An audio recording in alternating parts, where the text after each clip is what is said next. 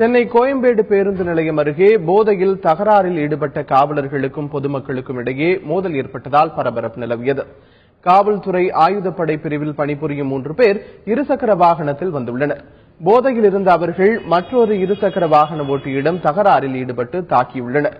தடுக்க முயன்ற மக்களிடம் ஆவேசமாக பேசிய அவர்கள் மோதலில் ஈடுபட்டுள்ளனர். போதை காவலர்களுக்கு எதிராக அங்கிருந்த மக்கள் ஒன்று திரண்டுள்ளனர்.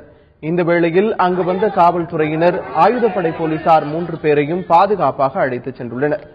பொது இடத்தில் தரக்குறைவாக நடந்து கொண்ட காவலர்கள் மீது உரிய நடவடிக்கை எடுக்க வேண்டும் என்று மக்கள் வலியுறுத்தியுள்ளனர்.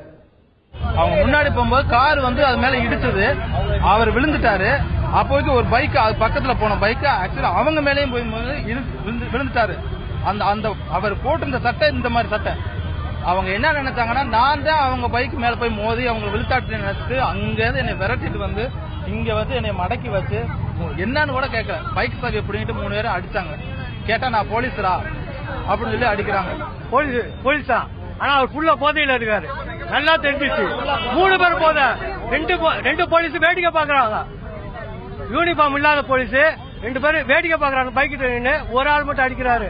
பிசி எடுத்து அடிக்கிறாரு. தப்பான இதுக்கு போலீஸ் இதை பயன்படுத்தக்கூடாது. நியாயத்துக்கு நல்லதுக்கு பயன்படுத்தணும். கண்டிப்பா பண்ணணும். ஆமா, தண்ணி அடிச்சிருந்தாங்க போலீஸ். 3 பேர் தண்ணி அடிச்சிருந்தாங்க. அவங்கள போட்டு அடிச்சாங்க.